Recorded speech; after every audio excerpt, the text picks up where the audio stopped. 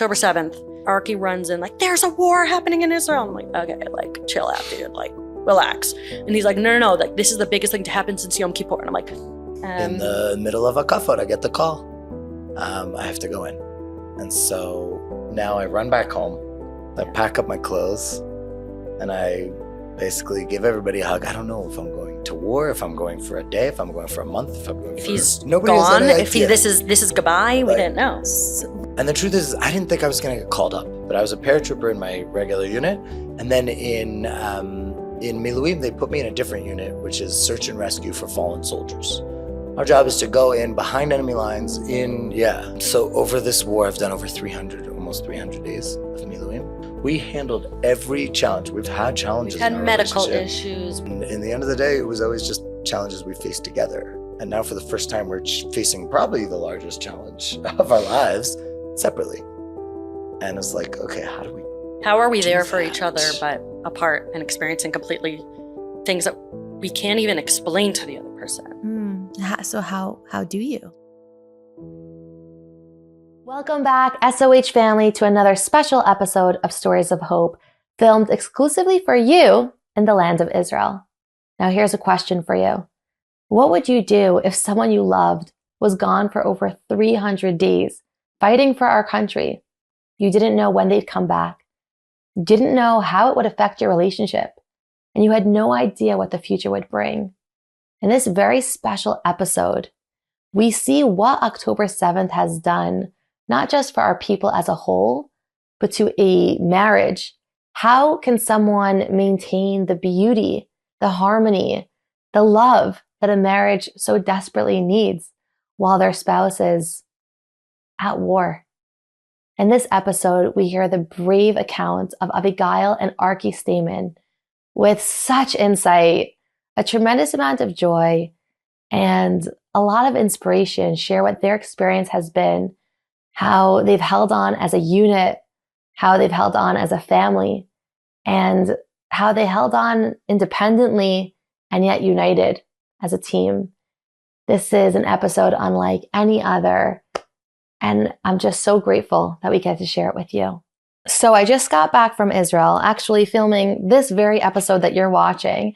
And because I had the PZ Deals app, I got $10 off my Lyft ride. So if you don't have the PZ Deals app yet, let me tell you exactly why you should get it.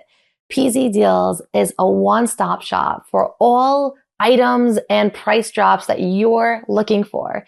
You can customize the app so that it caters exactly towards your needs, making sure that you don't get a million messages and updates on so many random things that you're not even interested in.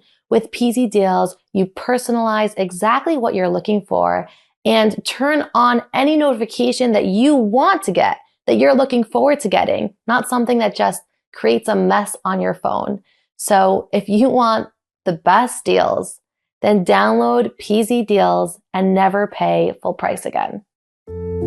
Hi, I'm Tzipora Grodko, and this is the Stories of Hope podcast. So thank you so much, Arky and Avigail, for coming on our podcast. This is actually a very unique episode from anything we've done, being shot here in the Holy Land in the beautiful home of the Phillipson family. Thank you for your generosity, because this episode is what it's like for a wife to have a husband go back into the reserves during such a challenging time for the Jewish people at large. I think we hear and see so much strength, Arky, from your page, which has been such a beacon of strength and hope and positivity. I know that when I was first exposed to everything going on, I was very restricted with what I exposed myself to. And your page was one that I said, oh, this is someone I want to follow, not stay away from. Positivity. Exactly. And I think we see a lot of exposure as to the soldiers who are choosing to feature themselves. And as a wife, there's so much going on behind the scenes. So this is a very special episode that's going to focus on what that's like. And I know you both have so much to share. We have a very special guest that's being featured. Netzach, which means really strength, right? Netzach is eternity. Victory, eternity. Victory, eternity. It's so Netzach special. Yisrael, the eternity of This Israel. is the real life. Sometimes kids get sick, Yeah. and we do In the middle of the We- podcast. We only want it real. Stories of hope. That's all it is. It's just real. So we'll start off by getting to know the two of you a little bit. So let's start with you, Arky. Can you tell us a little bit about your background, where you're from, etc.? Yeah, so I'm from Baltimore originally. Came here when I was 13 years old for my bar mitzvah for the first time, and it was like mind blowing. I remember overlooking the walls of the old city, like just literally it brought me back. I was out on the Merpeset thinking about it, like the first time I was here, and it turned me on to the land of Israel, and I. Every single time I had a chance, I did a car cleaning company so that I could make money to come to Israel on a trip called Machach through Bnei Akiva. Oh. Little did I know that my future wife would be on the same bus as me. Ah. That's how we met. Yeah. And so when I was in high school, basically I get to senior year and I told my college advisor, I'm like, I just want to go to Israel. Like, forget, the reach school and the fallback school and all the colleges. I was like, I want to do the army. I want to be in Israel. So came here for a year of yeshiva. Wanted to get more Israeli. Switched to a Hesder yeshiva, which is like 5-year program army learning, and joined the paratrooper unit when I was 2011 when I was 21. And did that choose you, or did you choose that unit? So that's a good question. That's a good question. Growing up, I had always heard the story of Michael Levine, the lone soldier who left Philly and just came and made Aliyah. And I don't even know if he made Aliyah, just came to do the army service.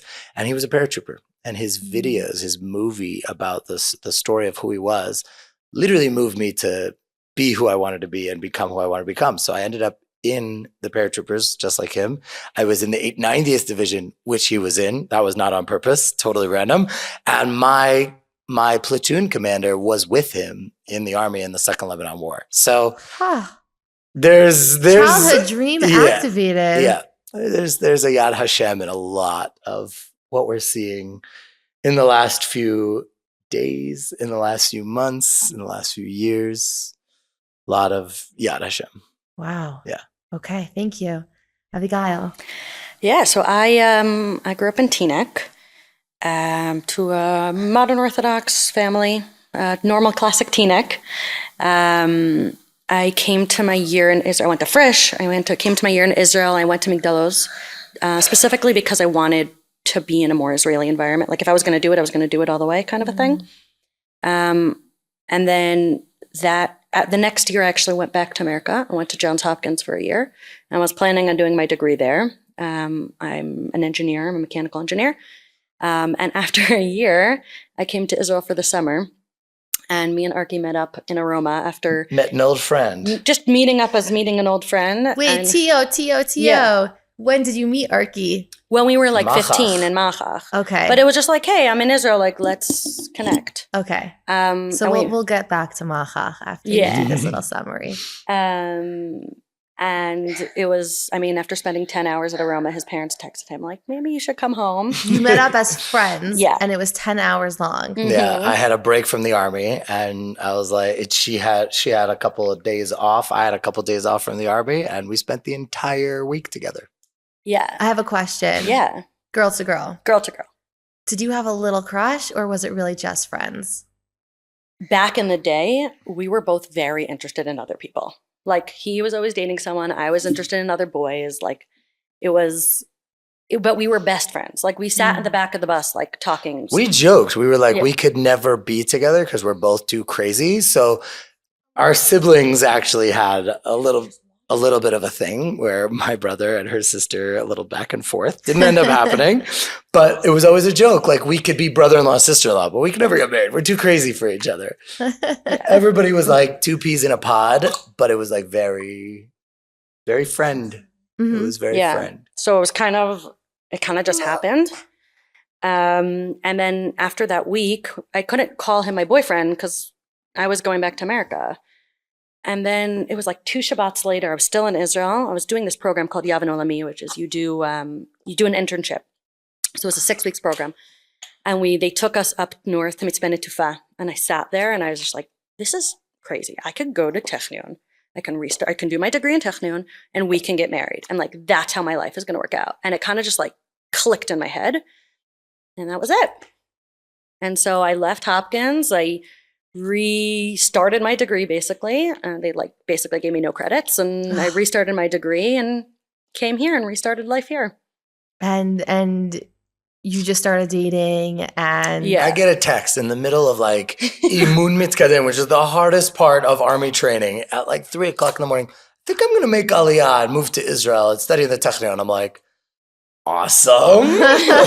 Like This he is literally said, great. you know what that means. I was like, you know what that means, right? She's like, yeah. It means that we're getting married. And we did. You didn't say that. Yeah. It It was hard just- to say. it was I was just too, hinted. I couldn't admit to myself and to my family and to everybody that I was making Aliyah for a boy. Because the truth is I always wanted to make Aliyah. It wasn't like this weirdo thing. It wasn't to me moving to Germany or moving to Switzerland. Like it was still always something I wanted to do. yeah. But the timing was very clearly for a boy. Yeah. Wow. Yeah. So what year did the two of you get married? December 2012. So this week, actually, we are celebrating 12 years. That's really special. Yeah. Oh, yeah. Happy bat mitzvah. I didn't think of that. Relationship bar mitzvah. Oh, we have to give a that's- speech or something? You're going to have to give a speech. Probably. Let's like How about we buy a house instead?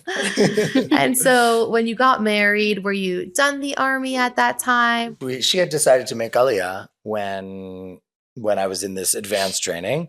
And then for about a year or so, I was in the army and we were dating. We got engaged in the middle of the army service. I had like 3 days off.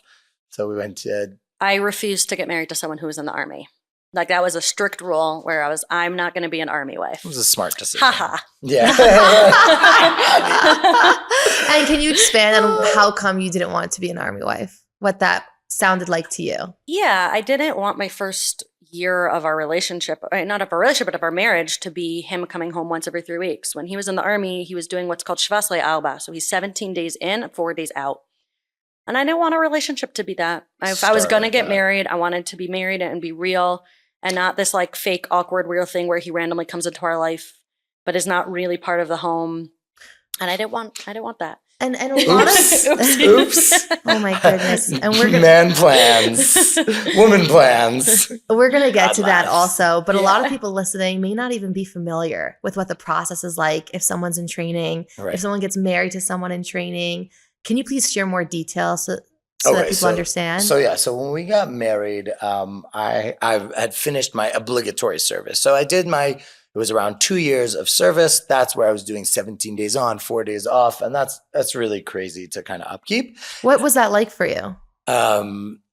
Being in the army or dating? I kind of both, because they're both pretty overwhelming. Yeah, it's intense. On the other hand, it also makes a lot of sense. You need somebody you get 1 hour a day where you're allowed to have your phone on you at the end of the day. And you have all these experiences and emotions and everything you're going through. And it's just a bunch of dudes. And to have a girl who's actually going to listen to you and you can actually open up to and talk to and share your experiences with. And she goes, wow, that's crazy. It's really helpful. Actually. So it's both two intense things, but they're two intense things that work together. I have a lot of friends who started dating the girls they married during their army service. It was interesting also for me because when he was what's called Imun Akadem, advanced training, Mhm. so there were weeks where they would be outdoors and not connected to anything for a week. So I like remember Thursday at 6 p.m. That's when I would talk to him. And we were engaged, I think, at that point. Yeah. I don't remember if we were engaged or just dating. Once but a week. it was once a week, Thursday at 6 p.m. That's when I got to talk to him. And that was also why things also had to move slower because even as much as we loved each other to pieces, we didn't get to speak and just even hang out together as much. Wow. And when we hung out at his parents' house. Yeah. That we was never our really dating. dated. That's the thing. Yeah. Like it was just when I was off from the army. So I went back to my parents' house and she came for Shabbat. So every 3 weeks I would have a Shabbaton with my parents and my We Your joked that fiance. at the point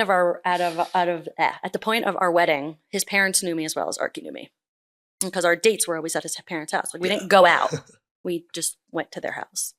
Wow. Yeah. So you sort of had this like intuitive feeling of we both know that we're meant to be for each other, but we within a week. Within it 2 was. weeks. We also knew each other from before, so Or it wasn't even really getting to know history. who is this person. It's just like, oh, are we compatible at this stage of our lives? Yes. Okay. We're Yeah. ready to go. So what ended up happening was I did these 2 years of obligatory service. We got married.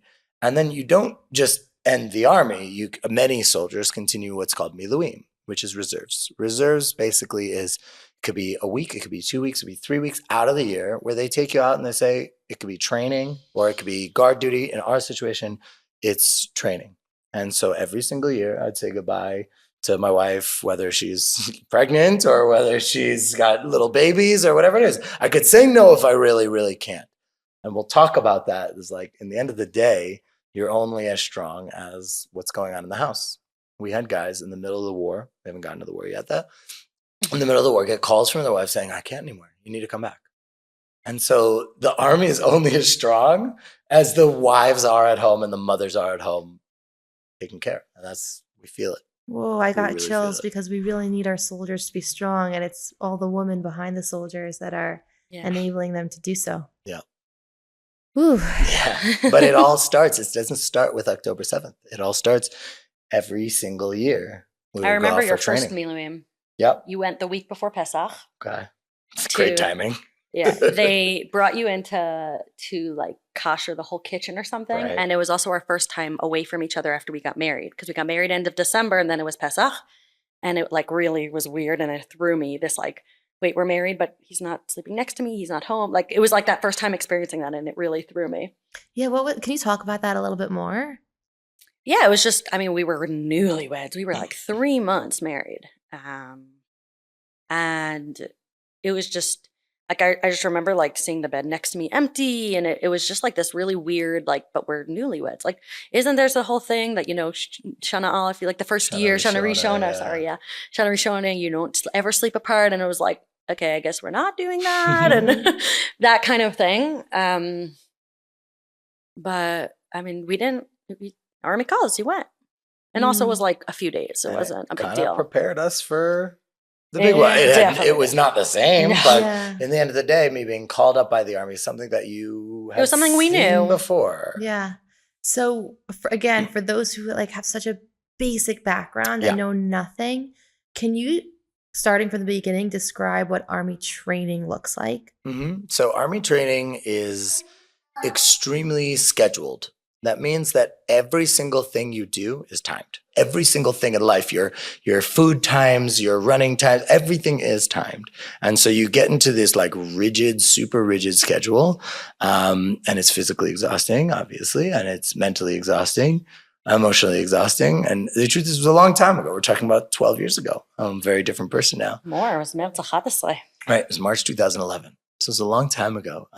But training is intense.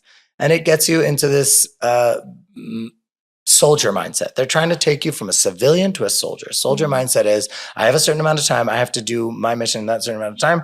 I'm going to do it. There's not ifs, questions. You know what you have to do, and you do it. One of the hardest things about this war, I think, for soldiers who are going back and forth from the house to the Army is very clear. You have like one task and you have one time, and that's all you have to do is just be ready or do what you need to be doing. And then you go home and this kid wants a sandwich and the wife needs this and the father needs that. Everybody needs something all at the same time. And it's super, and you're going from a life that's super hectic, super crazy. Ironically, right? The house life is the hectic one and the Army life is almost the more straightforward one. Wow. What happens if someone feels like they don't have the capacity for that sort of training? You're really together. You're together as a group. So we are together. If there's somebody who's physically weak, we're going to help that person. If there's somebody mentally weak, we're going to help that person. And it's very cliche. You're only as good as your weakest man. We really do like have that. So when you're looking at the guy next to you who's in tremendous amount of pain, and so are you suck up your pain because you see the guy next to you is also in the same amount and the guy in front of you is also in the same amount. So there is a group mentality which does change things in the Army for sure. And they do that on purpose. And you still have that to this day. I'm in Miluim, I'm in reserves with people who I was with in March 2011. I went through crazy things with these people when they were little kids, when I was a little kid, when we were 18 years old. I mean, these guys saw us dating. Yeah. These And guys now- listen to our conversations. No, one of them is a Dayan, like he's a Dayan, and each one has gone on their own path and has kids, but like we've been together for the past 15 years. Yeah. There's camaraderie there. And if you see that person, you know exactly the person's weaknesses, the person's strengths. You know them in and out. That's why they talk about organic groups, meaning you want to stay together as much as you can with your guys because you know, just like a basketball team, you know everybody's strengths and weaknesses. Wow. Fascinating. Thank you for sharing all that. And so let's talk about October 7th, back in the reserves. How long have you been in the reserves for? So over this war, I've done over 300, almost 300 days of Miluim. Lots of in and outs. We have chapters, chapter 1, chapter 2, chapter 3. So you want to start us off with chapter 1, what it was like? Absolutely. My parents had come in for Yom Kippur and Sukkot. They were supposed to fly home Sunday night. So it was kind of our last bit of time with there. And we made this decision that Arky would go to shul with our daughter, with our eldest, and I would be home with the boys. And I would kind of, because they're younger, we would bring them for hakafot. So because like it's shul's just so long. She's skipping the coolest part where she did a triathlon the week before. I forgot about that. Yeah, I did a triathlon right before Yom Kippur. I basically I was deciding to do it right before Yom Kippur or the week after Sukkot. And a good friend of mine convinced me, another tzipora, convinced me to do it earlier and just to do both of them. And I'm so thankful because I was actually I was able to close that chapter of triathlon in my life. Yeah, that's like a full-time job. Months of training. It was an hour plus a day. What motivated you to do that? First off, I'm a very I like doing a lot of exercise. I like these long endurance type of things. But it started actually when every single time after I give birth, I have a goal. I have a physical goal that I want to meet. So with my daughter, with our first, it was a 10K run. With my second, that's the one you met. It was a half marathon. And then with the third, it was the triathlon. Whoa. Yeah. I forgot about that. Hardcore. Goals. She's hardcore. Goals. Yeah. That's amazing. Thanks for putting her in the spotlight. She deserves it. it. She's hardcore. And we talk about how amazing it was that it ended up happening before the war. That's another just Mina Shemaim thing. God was able to help me just close that chapter and before we started a new chapter. Yeah. And we really feel like there was chapters. October 7th, I was home. I was with the two younger boys. And Arky, we've heard booms and stuff, but I don't know, my brain was just okay, the Aravim, the Arabs that are across the hill, they're doing construction. They don't keep Shabbat. Construction, okay, they don't keep Shabbat. That's fine. That makes sense that they're doing works and everything's quiet. So it makes sense that we're hearing it. It just didn't even faze me. And then Arky runs in, there's a war happening in Israel. And I'm okay, chill out, dude. Relax. And he's no, this is the biggest thing to happen since Yom Kippur. And I'm okay, he's being a little dramatic, but okay, terrorists are taking over Sderot. Okay. So Arky quickly... Because I was in shul, I was hearing the rumors. He was hearing. I was just at home with my mom. And the truth is, I didn't think I was going to get called up. Yeah. We didn't really get into this, but I was a paratrooper in my regular unit.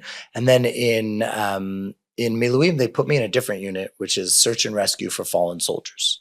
Our job is to go in behind enemy lines It's hard. It's important. It's more than important. It's how do you say mashmaut? It's meaningful. It's extremely meaningful. And I think that as long as a soldier is doing something meaningful and feeling like they're a part, hard is not the right word for it. I think that's that for me as well. For everybody, I think anybody can do anything. Then it's meaningful. If it's for nothing, then it's frustrating. Right. Yeah, I'm like, this is a case A example of an American talking to an Israeli. No, everybody says that. Even Israelis, wow, it's a kasher. I said, it's not hard. It's important. It's meaningful. Yeah. The hardest thing that happened to me in the war, even though I've seen and done crazy things that nobody should ever see or do, is I was once left for a mission behind because there wasn't room on the Hummer for me. It's it wasn't the difficult things that I did were the bodies or anything that I dealt with. It was not being able to give what I have to give. That's harder than anything else. So October 7th. So I come home from shul after hearing all these rumors, thinking to myself, I'm not going to get called up. I only get called up in wartime. Like that's my Also, That's your my geezer thing. out. We thought that you were only going to be up north. up north. So So it's like, okay, there's something going down south, but he only goes up north. Right. Like we weren't. I ran home to get my phone just in case, but And your gun. But I was really worried. Oh my gun! I was really worried about my in-laws are in town. They don't know what to do in a siren. My kids are out in the park. Like they wouldn't know what to do in a siren. We don't live in a place that gets a lot of sirens, even though we are surrounded by Arab Palestinian towns. And so I came home and I was like, this is the biggest thing to happen in Israel since the Yom Kippur War. And obviously it was a little hard to think about in the beginning. And the craziest part is like, in a way, October 7th was way bigger than Yom Kippur in a way. We had no idea. But we had no way. But in my head, he was just being dramatic. So I go back to shul. No, it's all good. It's disbelief. Yeah. So I go back to shul and I'm like, okay, what are we going to do? Sit at home all day? Like it's Simchat Torah. Let's dance and we'll figure out what we need to do after Simchat Torah is over.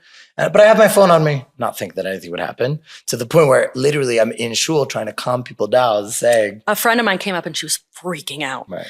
And I just said to her, and I said there are like faces in my head. I remember who I said this to. I was like, don't worry. I promise. Like, as long as Arky's not called up, like, because look at what he does. Like, if Arky's not called up, everything is fine. Like, really don't worry. How bad could it be? Oops. Yeah. Not the best. Not the best thing I said. In the middle of a kafod, I get the call. I have to go in. And so now I run back home. Talk about, you gave me a hug. He literally, in the middle of shul, in front of everybody. He lifts up the mechitza and says, Gael, I got the call. And it was just like, so we like hug each other through the mechitza. In front of everybody. So everybody then knew what was happening. And he ran out.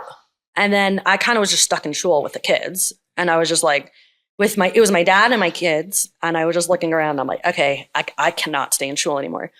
So I walked home and actually Arky was still packing when I got home. So I was able to see him again. But it was crazy.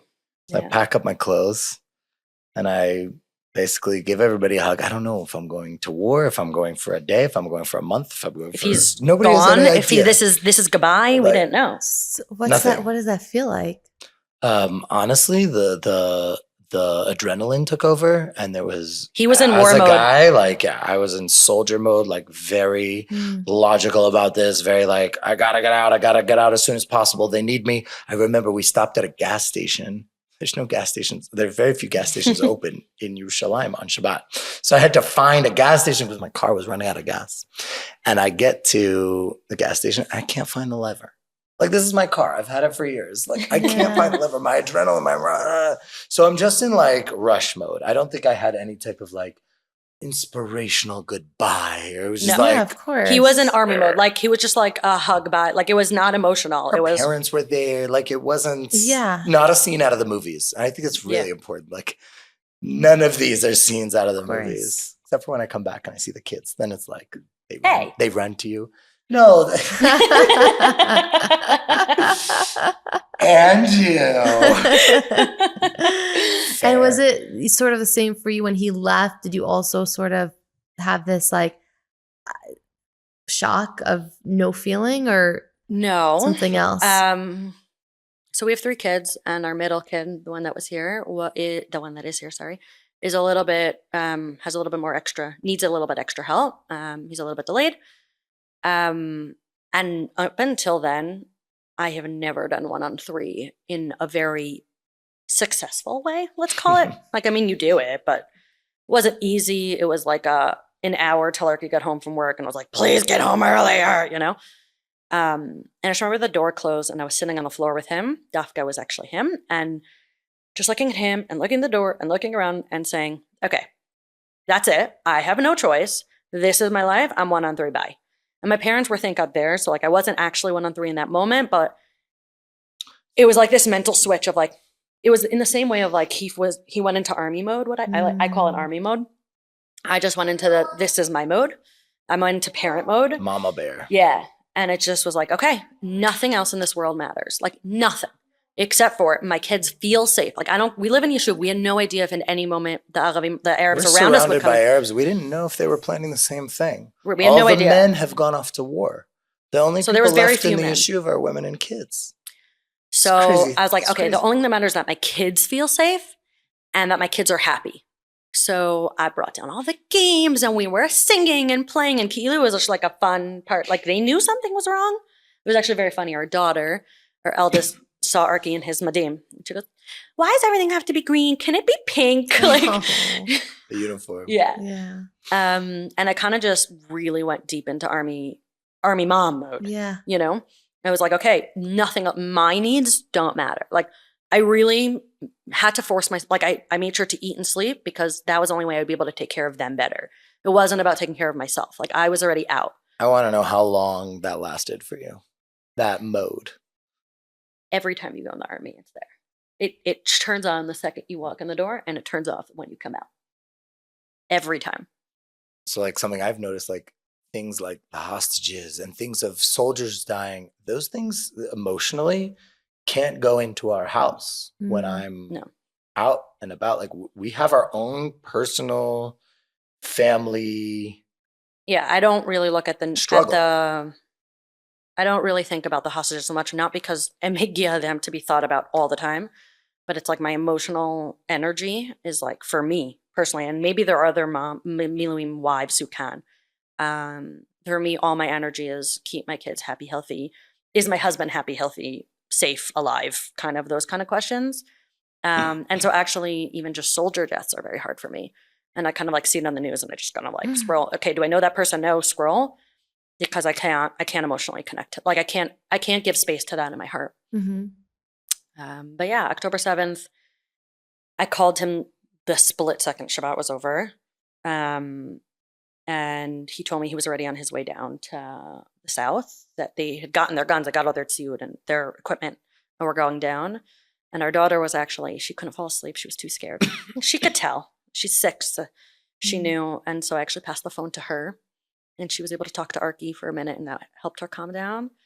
And then Arky's dad called, and just to see, because they called him and he didn't answer. And so they said, "What's going on?" I said, "Arky got called up in the middle," and Arky's dad just started crying. And it was like the first time he just started crying on the phone. And it was just these really intense, striking moments. Yeah. You know? We'll be right back to our episode. But first, an exciting announcement from Dr. David Lieberman, world-renowned psychotherapist, lecturer, author. I actually have a few of his bestsellers in my closet, and I love them.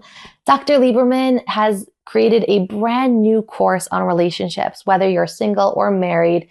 This is really top tier, and I'm actually going to let him tell you all about it. So stay tuned. Hi, I'm Dr. David Lieberman. Welcome to our course on Shalom Bayis. We're going to be discussing practical, usable ideas in order to transform the quality of our marriage. People often settle for workable, sometimes unhappy marriages. But sometimes the smallest difference can make the biggest change in the quality of our lives and the quality of our marriage. We're going to learn exactly how to communicate in a way that your spouse can feel heard and validated, and you can feel heard and validated. We're going to cover practical ways that you can learn to talk about issues, things that are on your mind, how you can navigate conversations that may be a little bit difficult.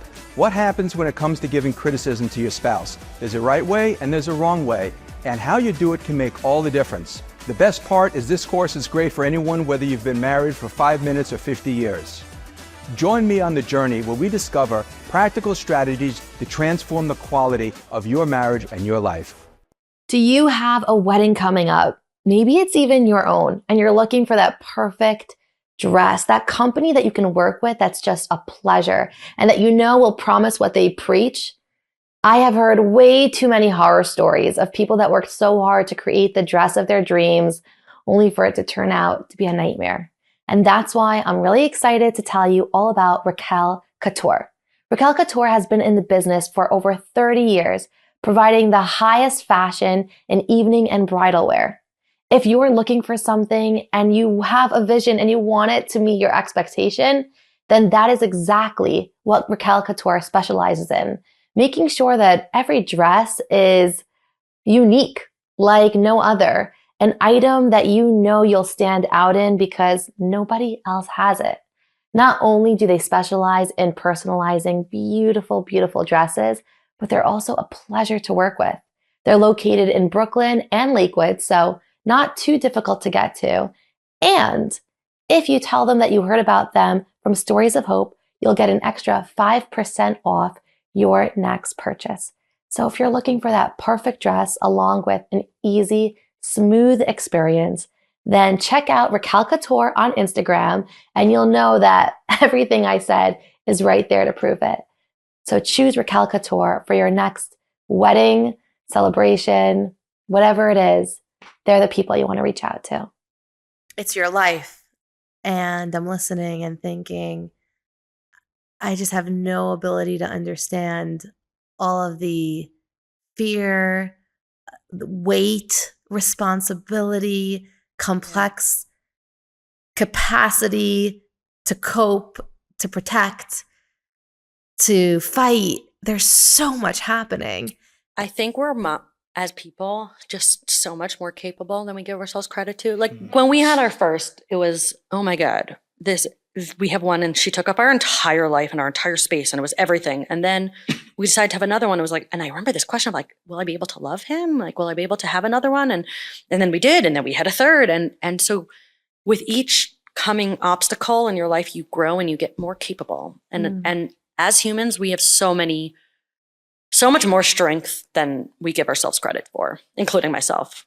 We like kind of became the roles we needed to become at the time. There was never a question of like, why are I doing this? This isn't worth it. Like, it's always just like, I have this role now that I have to become, and that's what I'm going to do. She has the role. Now the question becomes, how do we do these roles together? And that's where I think things became like new territory that we never dealt. We handled every challenge. We've had challenges. We've had medical issues. We've had financial. We've had a lot of stuff. A lot of stuff. And in the end of the day, it was always just challenges we faced together.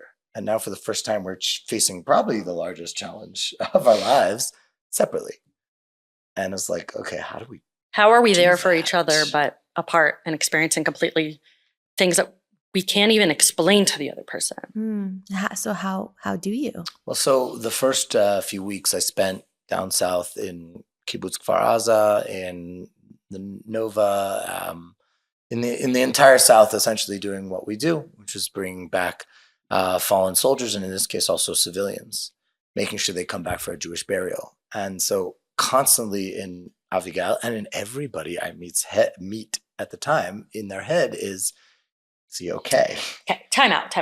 There was also, when we found out this was in Being like 10 plus years ago, we had a joke between us, like, okay, he's not going to die in a war, but he'll come back like mentally scarred. Might go a little crazy, right? So like, it was like a joke that we would say. And then when we never thought it would happen, it happened. So that was also my biggest fear, wasn't because of that like this running joke that we had. It was, I stupidly and naively thought nothing could ever happen to him and that he was safe, which thank God he is, but it wasn't. It wasn't obvious. Yeah. But it was very clear to us that like when Arky goes to war, he's going to come back complicated. So I was like waiting for that a little bit. So then what happens is everybody around me, not just you, but everybody around me is like, is he normal? Is he okay? How is he messed up? And they're also like judging me and like scanning me for issues, right? Which then every single person I'm talking to who knows what I do is kind of like, I have to ask myself, wait, am I okay? Am I normal? And that question just kept on being asked over and over and over again. That caused me to go more crazy than anything else. Was, am I okay? Am I acting different? Wait, is this different? Is this different because of the war? Is this different? Just like what? And then, does she think I'm acting different? Is she seeing things differently? What does she say? And so that kind of pressure of constantly being looked at as like, is he messed up? It's difficult. It was difficult, I think. I think for me it was difficult. And also like it was a question I had for myself that I was asking. And we're talking about weeks and weeks of doing these things and then coming back to the house. I have a job that, because we're constantly going back into battles, out of battles, into battles, out of battles. So I'm going home a lot, which thank God, but I'm also doing that transition a lot. And those transitions, and I've been talking about that from the beginning, transitions are not simple. For most soldiers, the transitions and the home is harder than the actual fighting in the war. Can you expand on that? Yeah. So we did talk about that a little bit before, where it's like you have one job, you have Yeah. one thing, you're doing that one thing, and that's your job, and you just stick with that, and you know it's meaningful, and you're changing history. My unit, my team brought out 14 hostages from Gaza who had been killed, and our job is to bring back fallen soldiers, civilians, and hostages. So like you come from doing the most like incredible things to the sandwich wasn't cut properly, not from you, but the children are crying because I cut the sandwich not like this, but like this, right? My banana fell on the floor and now I'm crying, right? You're like, the heck is going on here, right? So there's it's two different worlds completely. And to go back and forth from those two different worlds over and over again is really complicated. How do you adapt at those times to those differences? Yeah. So I think there's survival mechanisms of I'm not really home when I'm home. I'm still really in the army.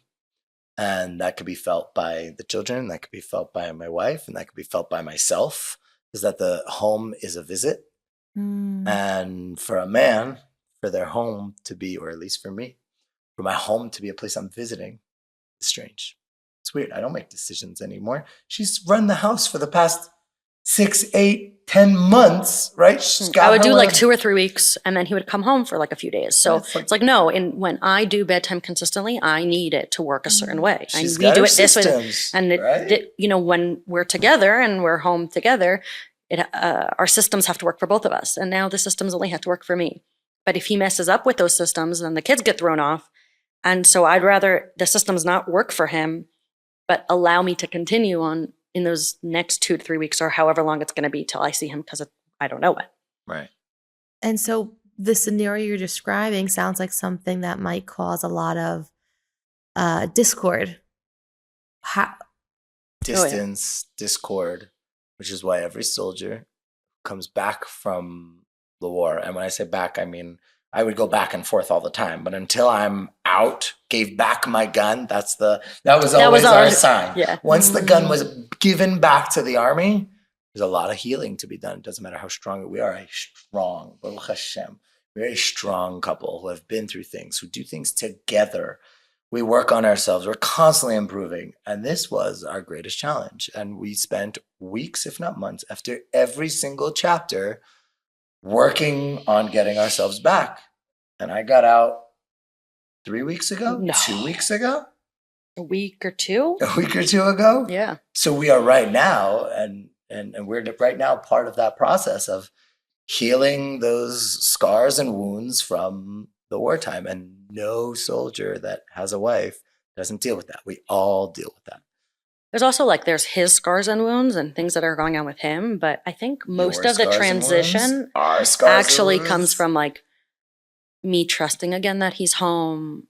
A lot of my stuff that, in that time period, I put myself so much to the side where okay, all of a sudden, I'm a person again. I have needs again. Okay, the last 3 months, I didn't take care of myself. And there's so much happening there also. And then it's him dealing with his stuff, me dealing with my stuff, us trying to just figure out again what day-to-day life looks like. Does he go to work? Does he not go to work? What does living together look like? Yeah. Again? When was the last I time got we lived really used to together? nights him not being home. So I had my own. There were times where he went to go put the kids to sleep and give me a break. And I just made myself dinner and sat down and ate. And he's like, really? You didn't wait 5 minutes for me? And Ben met, I just wasn't used to waiting for someone to, and setting another table place and waiting for someone to have dinner. I just sat down and ate. It's almost like getting married again. Yeah, I was Right? thinking that you have to adjust to being a single parent and being the source of everything everyone needs, figuring out how to operate independently and not just operate, but thrive for the sake of the responsibilities you have. And then your spouse comes back and there's probably the challenge also from the spouse's side of this expectation of, oh no, I want to take care of you and go back to the way things were. But you worked so hard. I need more trying than to the way create things stability Yeah. without that person. What a dance. Yeah. And then add to that, she also deserves to be spoiled because it's not me coming back into my role. It's not 50-50, as we like to say. I got to come in and give my 100 and give her some zero time. And this time, the first thing that I did when I got off, because of learning from previous times of going straight back into life, is I sent her on a vacation with her friends for 2 days, literally the day I got home, because it was like, she needs to be able to turn off for a little bit. And that's also not getting back together to our normal lives. Yeah. So you're not there yet for weeks of getting back to what we call routine. Each time we've done 3, let's say, rounds. Each time it's been about 6 weeks. So we're not over it yet. But we're working on it. But we're through it. We're getting through it. That's the best we can give, right? Yeah. How do you learn how to what I'm struggling with, in addition to almost everything, I'm so glad we can help you struggle. Trying to like hold Yes! back my tears. How I'm struggling between understand. Well, you know what? How about this? Why don't you clarify for me? It sounds like while Arky is gone, when you said you go into mission mom mode, there's no luxury for you to have your own feelings of I'm feeling sad, depressed, anxious. It's rather, I have to figure out how to do this, and I'm going to figure out how to do this. Is that what I'm hearing? Yeah. I mean, again, I'm speaking only for myself. I don't know how other people do it. The only way for me to do it was to shut feelings down. To self-care. Self-care. Again, like I had to make sure I was eating and sleeping. I went to sleep early so that when the kids, I stopped working out. I went from being a triathlon to not working out, not for any good reason, but not a good reason, but I couldn't get myself too tired because I had to wake up in the middle of the night with the kids because our kids still wake up sometimes in the middle of the night. And no matter what happened, I had to wake up at 6 a.m. when everyone else wakes up. And so I couldn't get myself to a point of a physical, too much physical exhaustion. So I was like insanely careful about how much physically I was outputting, how much mentally I was outputting, what I gave myself like the space to do versus not. At this time I was trying to start a new job and it ended up not working out, not because of me, but they didn't have enough work for me, but it was, I couldn't even give enough space for that because my mental output had to be 100% focused on keeping everything stable, happy, healthy, and just like, let's just stay stable so the kids don't feel it as much. And the crazy part is as a soldier, you don't see any of it, right? You're not witnessing what she's doing on a day to day. She is in the back of your mind. It's Friday. So, and like, what are we doing on Friday? We're a bunch of dudes and we're in the army. So we're going to look for a natural spring in the area to go dip in the mikveh. Like we're making the best out of the situation that we're in. And God forbid, if I may say this, we're also having fun, right? Yeah. And then there's this like woman at home who's slaving, trying to make Shabbat with the kids. And that distance, the dissonance, cognitive dissonance of I'm doing what I'm doing, but there's somebody at home working her tuchas off. And I'll forget, and I forget many, many times about her doing it. And then she's coming to me and saying, are you not seeing this? Like, are you not seeing? And I'm not, right? Are you not seeing this? And you said it all the time. You can do anything as long as you feel appreciated for it, right? And I think that's one of the big things is that a soldier is off doing his own thing. And yes, he knows what's going on at home, but his job is to think about what's going on in his life and surviving and being the best soldier he can. That's why the community supporting takes such an important role because there's the help. There's like the physical help that you literally need. Like, oh my gosh, I don't have to make dinner or someone's helping me clean or someone's helping take care of my kids. So like that's obviously, but there's also the emotional part of it where you feel hugged. I remember the beginning, that first week, the yeshuv set up the kids. So no one had school, which means my kids didn't have school, but also the teenagers. So the teenagers took it upon themselves to set up camps for all the kids whose dads had gone. And that just felt like the biggest hug from the community. Because I got 3 hours a day when I wasn't dealing with kids.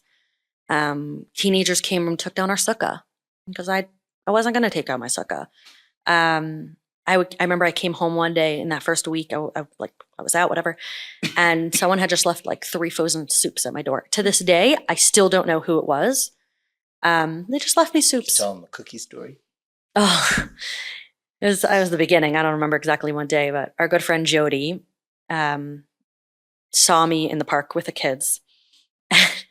She was just driving by in her van, and I just see the van go. Wait. She's got 3 kids. So you got one kid on your shoulder. I have 1 kid in the stroller, one kid carrier, 1 kid on my arms, 1 kid in the stroller, pushing the stroller up the hill back to our house, like from the park. And It's good that Jody, you were training for a triathlon, oh right? my God. And so this good friend saw us, and she's on this like van, and she sees me and comes to like a screeching halt, comes back and just like hands me out a tray of cookies, which was so sweet. And just, it was when I really knew that I never would leave Taka, because I just felt so hugged by people who I was close with, people who I wasn't close with. It was it makes the biggest difference. Wow. Yeah. It's the hug from the community, and whether that community is the community in America, whether that community is your own personal community or your family community. And you don't have to be married to do these kind of things. You don't have to know the person to do these kinds of things. You don't need to all you need to know is that this person's probably going through something difficult. They don't have to have a husband in the war. And just like the little things, you don't need to know their kids' allergy preferences.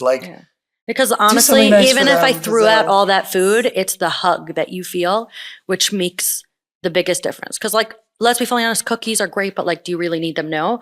It's the hug. Yeah. It's the hug of just, we got you, we see you. I can't imagine what you're going through, but we see you.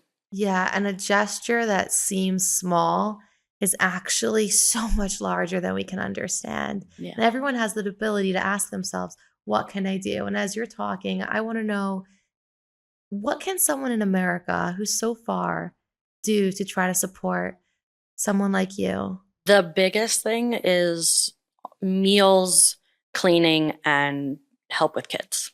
And I think each mom has their own needs in those 3. One is easier, one is less easy, whatever, in those needs. Yeah.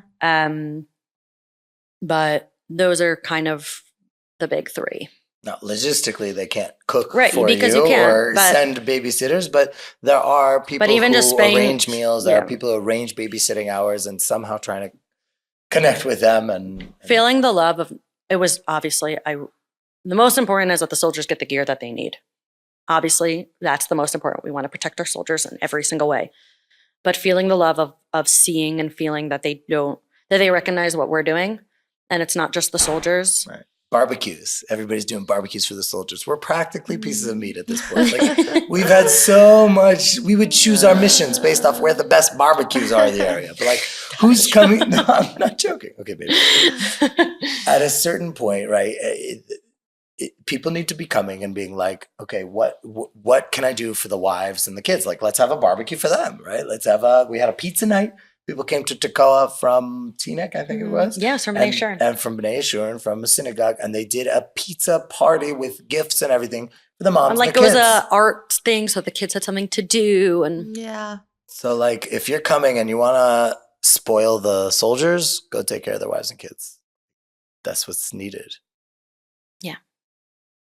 Okay, so I have to speak to some investors and do some creative thinking. There you go. Because there are so many people that want to give, and I'm imagining if there was a list of women who said, I could use so much help, someone that wants to come in for a month to volunteer and help in any capacity, someone that has the resources to provide me with the help I need. If you're good with kids and you're young and you're or you know how to and cook, or you can clean, come or live at a soldier's house for a couple of weeks, live in I nanny. don't know, that's a lot, but Just saying, you want to really give a hand. yeah. And while all of this is happening, Arky, the nature of your work, like you said, is so meaningful. Yeah. And sensitive. Yeah. Your social media page is a place of so much positivity and strength. Right. How have you been able to exercise that during such an emotional experience? Very simply, it's who I am. I'm not trying to do anything that I'm not. I'm not trying to put out positivity because that's what's needed. But in a way, a part of me always just thinks, okay, what does Am Yisrael need right now? And what they needed is also what happened to be that I am naturally. And so that kind of like exploded into a beautiful viral social. I don't know what I'm doing on social media. I'm like, I literally have teenage girls telling me like, that's not how you do it. Do this. I have no idea what I'm doing. I'm not social media. I'm not an influencer type in any way. But who I am as a person and what was needed at the time matched up perfectly. So when I'm going out and telling everybody as a soldier, go and dance on Friday night because I won't be able to, it's really what I wanted. It's really what I meant. It's really what I usually do. And it's also what Am Yisrael, the Jewish people, needed at the time and still need. There's so much negativity out there. And I was just like, here I am, a positive person. Let me put it out there. And if people like it, I'm going to continue to put it out there. I still don't know what I'm doing, but I'm going to continue doing it because it works.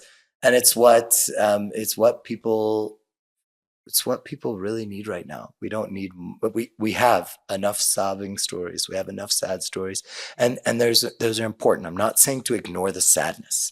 That's not the idea of positivity. But it's there is good here, and there is something you can do for good in this situation that's beyond. You sent gear, you said your Tehillim, you thought about the hostages, you said their names. Now what? Right? So like. That's what I was trying to give, just actionable deeds of positivity that you could do. And it's who I've always been, and it happened to work well with what the times. And so it was a big bracha. This is the biggest stage I've ever had. I've never been famous before. I'm a tour guide, and people are always taking my tours. They're like, I knew you before you were cool. Like, yeah, I know. I feel like you strike me as the kind of person born cool. You know, whether the media knew it or not. I wouldn't say that. It's also funny because back in the day when we talked about it, Arky always said like a part of him always wanted to do something like shlichut, which is, coming to America and giving over in that way, like being someone from Israel giving. And it was always me who said, hey, also you didn't really want to leave. No, neither of us wanted to leave Israel, but it was very much like I always felt it was me who was like, yeah, that's not happening. Like I'm here to influence people. It didn't have to be shlichut, and that's what I try and do also on my tours. Is like I'm connecting Am Yisrael to their land. Like it's amazing. You wanted to be an influence on people, and I think this was a really cool way to do it. Yeah, it was so unexpected. Was it your idea? Someone else's idea? It's nobody's idea. I sent a video of me in a Hummer on my way down to Kfar Aza right after October 7th. And I'm like, guys, I'm going on a crazy mission. Please do something good for me. I sent it to my family WhatsApp chat. Okay, my family WhatsApp chat. The next thing That's why he says, guys, I love you. Because he's talking to his cousins. I was talking to like my cousin. I don't know if I would have said I love you to my cousins, but anyway. Oh, they're listening. No, but the truth is that it was never meant to go viral. I just kind of put it out there to my family, and they were like, you have to post this. So I posted it. TikTok, boom, virality, the end. Like that. It was meant to be. It's funny because like in the they're talking about the relationship. Part of like a behind the scene thing that no one really knows about is, so he sent that video on his family group, and he sent a video to me for each of the kids, like, hey, I love you, na. And he didn't send one to me. And I called him and I sent him a message. He's on the Hummer on the way down. I'm like, dear Balak, it's like, how dare you think that you can send a video like a goodbye video to everybody and you're not sending to me. Oops. So like, it's kind of one of those things that like these small little things that people don't see. And obviously it's not a big deal. But it was just like. Little did you know that millions of people would be seeing it. It was crazy that it was that night. And then I spent the day with the kids. Yeah. Because no one had school. And I put them to sleep and I was just like, okay. And I came and I sat on the couch with my phone. And I'm getting messages like, your husband's famous. Or my Haredi cousin in Beitar, like, oh my God, your husband's amazing. Like, what? Since when do you even like have social media? Like, what do you, like, you're Haredi in Beitar. Yeah. And everything. And it just kind of was so shocking, I think, to both of us. That was something cool, though, that it went like to every part of the Jewish world. Like, I had Reform synagogues play my video in the temple on Friday night during davening. Somebody sent me a video of it, all the way to like cousins that don't have social media because they don't believe in it, and like they found it from WhatsApp statuses and stuff like that. So That's incredible. it was really cool. special. It's still It just shows that Hashem knew that the whole world needed to see your strength and positivity. We all needed it. Yeah. And you shared it with us, which was so Yeah. generous It's a very of you. cool stage to have. Yeah. Very cool stage to have. Yeah. Welcome to 21st And I'm happy century. to share the stage with my superstar over here. That's the truth. I did a few speaking tours in America. Yeah. And the first one was like 40 speeches, schools across America. Wow. And it was insane. Yeah. It was insane. It was like 3 a day. It was crazy. I'm going again. We're doing it again. Schools, shuls, Shabbat. Just Everyone in the country should have you come to their shul. Oh, man. We do a rock the house Kabbalat Shabbat. And my favorite speech that I gave was when we were invited to speak together. And I would tell my story, and then I would pause, and she would say, I would be like, okay, and then I walked out the door, and then she would go, and then he walked out the door, and we tell our story together, because the truth is it's one story. Yeah. And it's unbelievable because a marriage is one of the hardest things to protect, to grow, to secure, to blossom. And yours is literally at war, right? And the two of you are working so hard to shadow the other one, give the other one what they need. I hope that if anyone feels like their marriage is on the brink of not surviving, that they can learn from the strength that the two of you have, the commitment that the two of you have, which shows that it doesn't mean I'm getting what I want or need, but it means that I'm willing to fight to protect what I know we have and can have. Yeah. That's just, literally at war. That's incredibly inspiring. Hold on for better days. Hold on for better days. Yeah. I kept saying, especially more in Perikecha in the first stage, but I kept saying, I feel like this war stole my marriage from me. I grew up in a family where my father worked out of the house, and he came home after we all went to sleep and left. Because he came home so late, he woke up late. So we were already at school by the time he woke up. And so he was not around. He was mostly around only on Shabbat. That I saw him and connected to him. And me and all my siblings kind of really told ourselves, and don't get me wrong, we are so thankful to our father and so thankful to our mother, and they did a ton. But I always said I never wanted a relationship like that. And I wanted a relationship where my husband comes home and sees the kids before they go to sleep. And that was something that was so important to me. And I felt like the war stole that from me in a way, for the time period. And we definitely went through hard times together. We've had a lot of ups and downs in our relationship over this last year and a half. And never gave up. I never gave up. I think that's the most relatable thing, to see that the ups and downs is part of what strengthens it. Oh yeah. We're every time we come out of a difficult time, we're better than we were before the difficult time. Like, this wasn't like, oh, we're now back to normal. It's like, wow, we went through this and now we're better because of it. And I think that's the biggest bracha anybody can have is to be at a stage where he or she can really say, thank God I had those struggles, because look where I am now because of it. And that's where we are now. Yeah. In this war, like we're more together as a relationship. I'm now this crazy, viral influencer. We just signed on a house today, which is crazy in Israel. Like Dream. It's a dream. And so all these things, they come from the difficult times. And when you get out of those difficult times, you get to the point where you're like, thank God for those difficult times. Not that I would want those difficult times. Not that October 7th was good. Not that this war was a good thing. Of course. But look how much good came out of it. Yeah. Look how much we are stronger because of it. And what would you tell someone who's in a relationship now and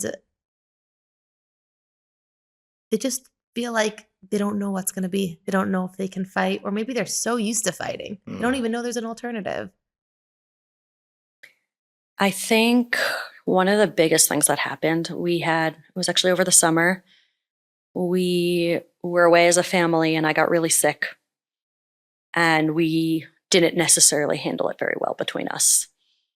So I had a parasite, like it's just kind of just the timing was so bad. And we actually got home from that vacation and we went on a walk and we talked about better ways to communicate so that he can listen. So how do I say what I need to say with him not becoming so defensive? And how can I talk in a way that's not explosive, not as explosive? And I feel like that was a big change for us because we always have those conversations, but it was kind of just like, okay, when you talk in that specific way, it makes me feel this. Or when you talk in that specific way, when you respond like that, that makes me feel like that. And not talking about the issue itself, because the issue itself didn't really matter. It was like, okay, how do we approach dealing with issues? This will happen again. What are we going to do? Because it doesn't really matter. And we kind of just took like a really big step back. Okay, how do we approach issues instead of what's the answer to this issue? Like, because this issue doesn't really matter in the moment. Yeah. And I feel like in those months since then, a lot has changed. And as the man, you have to be so humble and willing to be receptive of feedback. So what might you give men if this, and both parties can be wrong. Yeah. But what might you say? Because that's so against human nature. Yeah. But when you keep in mind the goal, the investment is worth it, the outcome, but it's so against human nature. Yeah, it's a lesson that every man is trying to learn, and I'm still trying to learn it. Don't take it personal. Every single thing that she's bringing up to you in order to improve her connection to you, in order to improve her love, her communication. Everything will be better if you take what she has to say and say, wow, thank you for telling me that. Like, I will try and work on that. It doesn't mean that you're defective. It doesn't mean that there's a problem with you. It's not a sign of how she thinks about you. And that's also important in the communication. When a wife brings up something, it's like, this isn't about me thinking any less of you. You are exactly who I want you to be. But there's certain ways that we could be stronger, that we could communicate better. And so certain ways for me to say it better. The communication is important, but let's say the communication wasn't said in the best way. Don't take it personal. It's not about you. It's not about you. And when I've learned to be able to say, just wow, thank you. That's a lot. Can't believe you're going through all that. That's really intense. I'll do what I can to try to be better. You've won 95% of the battle right there, right? Oh, yeah. You've won 95%. The rest of the 5% is actually fixing yourself. But the first 95% is just like, you hurt her and you didn't get mad at her and you didn't take it personally. And it's not about you. So don't take it personal and you'll be way better off. And I'm still learning to do this myself. That's the truth.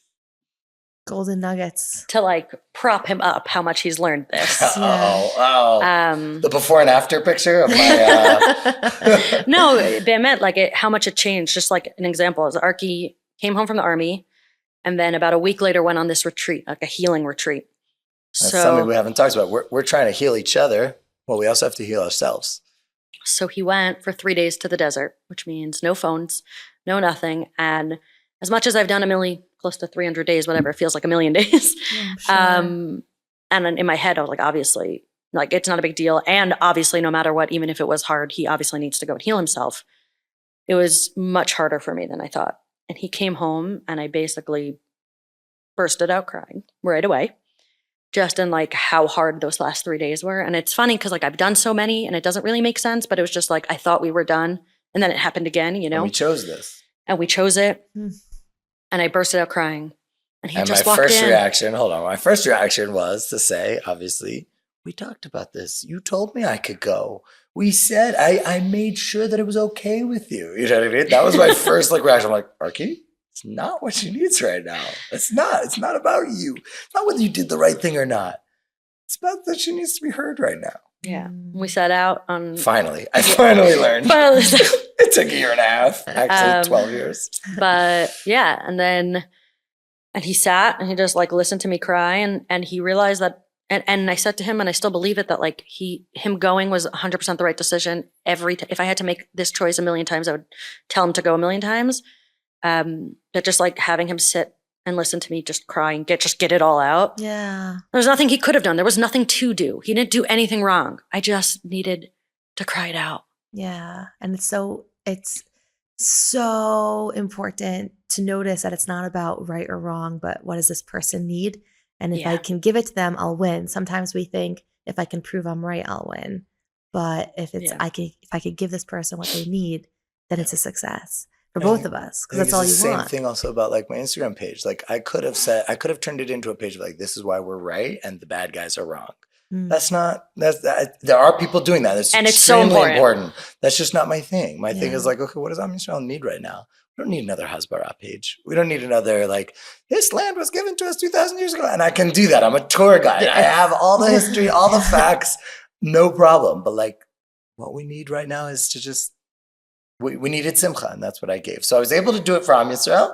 It took me a little bit more time to be able to do it for you. It's a little more personal. Yeah. Yeah. Harder. And that leads me to my last question, which is what you're seeing, what you're experiencing is a lot. What you're experiencing, what you're doing is a lot. When you come home and you have your emotional needs and you receive him back home and you have all your emotional needs, how do you balance taking care of each other's? Heal yourself so that you can help the other.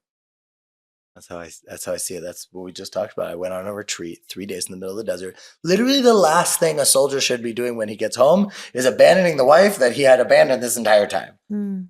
But it was so important because I came back from this retreat. It was incredible. And I was able to heal what was going on with me. And then I had what to give to her. This might be a silly question. Forgive my ignorance. Is there like active therapy while in the reserves? Amazing question. So we, as a unit, take our mental health extremely seriously. Every single mission ends with a circle where everybody talks about what they did. Mm.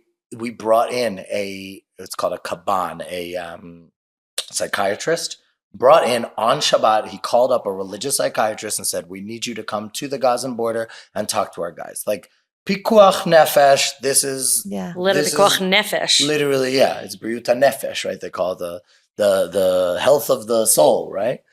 It's extremely important and it's thought about a lot, specifically in our unit, because of what we do.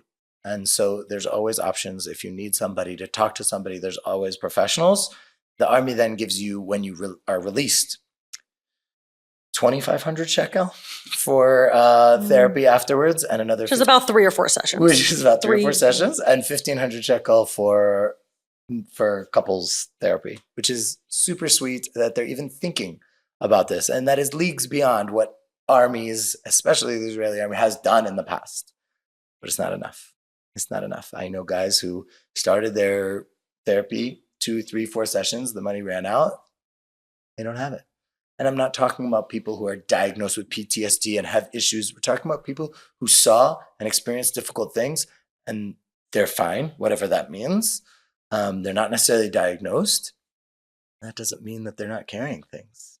We all carry things. We all have, it's not like you see in the movies where it's all the time. And maybe for some people it is flashbacks and sweating at night. Those are like clear symptoms. But like, what about the person who feels totally fine?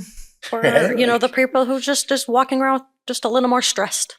Mm. Maybe There's snaps a little bit more with his Mhm. kids. Maybe can't. Maybe he's a little bit more nervous. Maybe Mm. who knows? yeah, big, Yeah. smaller choices feel like bigger choices. Yeah. There's a lot. It's a spectrum, and it doesn't have to be like the crazy. And there are people like that, and my heart goes out to them. But there's PTSD is a big spectrum. Huge spectrum. Yeah. If someone listening has the means to sponsor, Yeah. should they reach out to you and you can, No. or is there an organization? No, is there an organization? I'm the ideas guy. You know what I mean? I'm like, we should Also be in doing our marriage. this. I'm the ideas guy. We should be doing this. We should be helping the moms. We should be Are helping you the soldiers. familiar- And then people are like, so how do I do that? I'm like, there's people who do that. Is there an There are organization? Yeah. I'm sure there are. organizations. They could There just are hit up organizations, Google. And if I could think about it for a second, I would list off to you.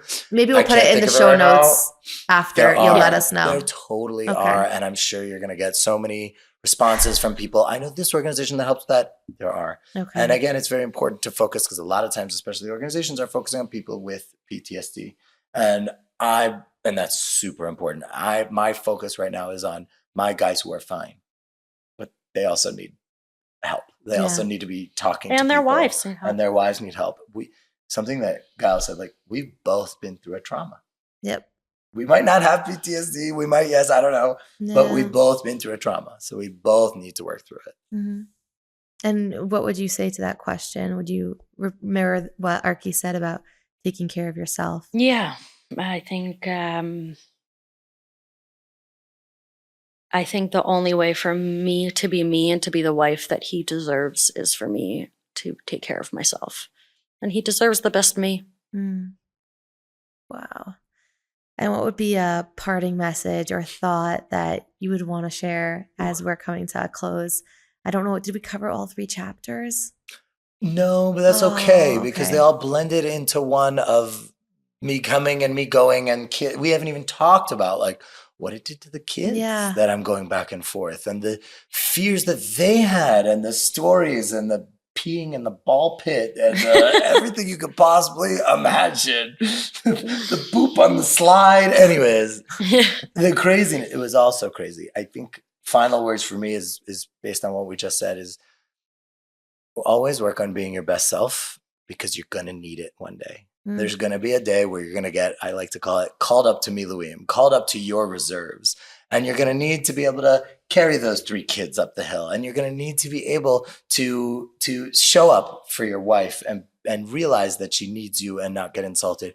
You're going to need to be at your best. You don't know when that is. You don't know where that is. So the time to start working on it is now.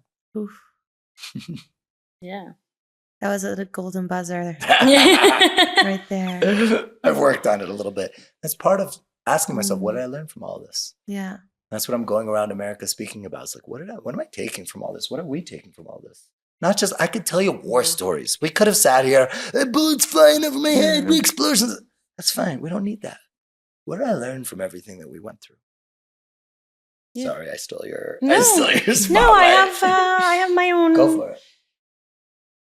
I think we all have way more capabilities in us than we think. And literally a difference of 20 seconds of Arky leaving and closing that door, my capabilities were just on the 2 sides of those 20 seconds were so different. What seemed acceptable, what was not acceptable, what I was capable of, what wasn't. And I think we just have so much more power and strength in ourselves than any of us give ourselves credit. And just know that inside. You can get through it because you can. Ugh, how empowering. Instead of thinking I can't, it's I am. I can, I am, I will, and more. Yeah. I just don't know what that is at. I don't know what that looks like. That's not I can't, but I just haven't seen that I can yet. Yeah. Whew. This has been extraordinary. Good stuff, Gail. Wow. Good stuff. Oh, there's so much to learn This from is it. better than therapy, Gail. This is great. I am a licensed therapist. Okay, there you go. Free session on that. Exactly. But this has been like the TED Talk of the year, and I just want to say thank you. I'd like to think I can say thank you on behalf of everyone watching. Thank you for everything that the 2 of you have done to create to save Klal Yisrael in every way that we need saving. You can't really say thank you. Toda Rabba feels a little bit more heartfelt, but it's the basic words of the English language, so I'll use them. But really, it's from the bottom of my heart.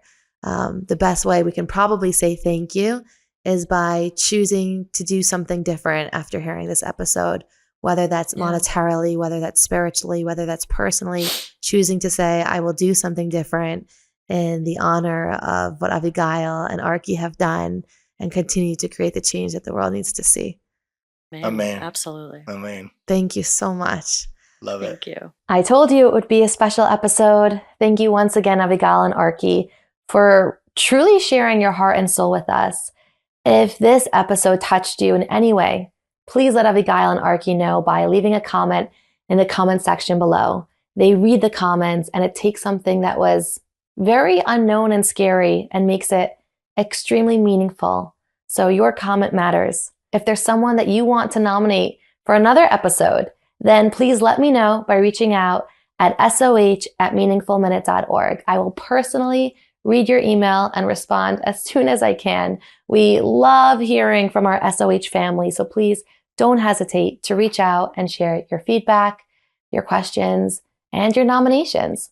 That's soh@meaningfulminute.org. Thank you once again, Avigal and Arky, for contributing for our mission for change. And thank you to our SOH family for showing up once again. I'm so grateful to have you here.